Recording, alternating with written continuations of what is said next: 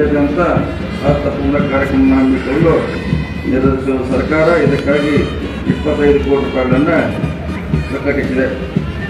ಸುಮಾರು 5 ಕೋಟಿ ರೂಪಾಯಿ ವೆಚ್ಚದಲ್ಲಿ ಬೆಳಗಾವಿ ಸುವರ್ಣ ವಿಧಾನಸಭಾ ಆವರಣದಲ್ಲಿ ಮಹಾತ್ಮ ಗಾಂಧೀಜಿಯವರ ಬೃಹತ್ ಪುತ್ಥಳಿಯನ್ನು ಕೂಡ ಲೋಕಾರ್ಪಣೆಗೊಳಿಸಲಾಗಿದೆ. 1924ರಲ್ಲಿ ಅಧಿವೇಶನ ಜರುಗಿದ ಟಿಳಕವಾಡಿ ವೀರಸೌಧ ಕಾಂಗ್ರೆಸ್ ಭವನ ಆವರಣದಲ್ಲಿ ಗಾಂಧೀಜಿಯವರ ಪ್ರತಿಮೆ ಅನಾವರಣ, ನವೀಕೃತ ಫೋಟೋ ಗ್ಯಾಲರಿ ಲೋಕಾರ್ಪಣೆ, ಕಲಬುರಗಿಯಲ್ಲಿ ಗಂಗಾಧರರಾವ್ ದೇಶಪಾಂಡೆ ಸ್ಮಾರಕ ಮತ್ತು ಫೋಟೋ ಗ್ಯಾಲರಿ ಉದ್ಘಾಟನೆ ನೆರವೇರಿಸಲಾಗಿದೆ. ಶತಮಾನೋತ್ಸವ ಅಂಗವಾಗಿ ಚಳಿಗಾಲ ಅಧಿವೇಶನ ಸಂದರ್ಭದಲ್ಲಿ ಸುವರ್ಣ ವಿಧಾನಸೌಧದಲ್ಲಿ ಮಹಾತ್ಮ ಗಾಂಧೀಜಿಯವರ ಜೀವನ ಸಾಧನೆ ಕುರಿತು ಛಾಯಾಚಿತ್ರ ಪ್ರದರ್ಶಿಸಿದಲ್ಲದೆ ಅಲ್ಪಾವಧಿಯ ದೀರ್ಘಾವಧಿಯ ಹಲವಾರು ಅಭಿವೃದ್ಧಿ ಕಾಮಗಳನ್ನು ಕೈಗೊಳ್ಳುತ್ತಿಸಲಾಗುತ್ತದೆ.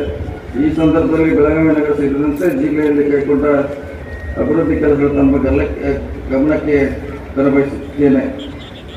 ಜಿಲ್ಲೆಯ ಹಿಂಗಾರು ಹಂಗಾಮಿನ ಅಕ್ಟೋಬರ್ ಮಾಹೆಯಲ್ಲಿ ಉತ್ತಮ ಮಳೆಯಾಗುವುದರಿಂದ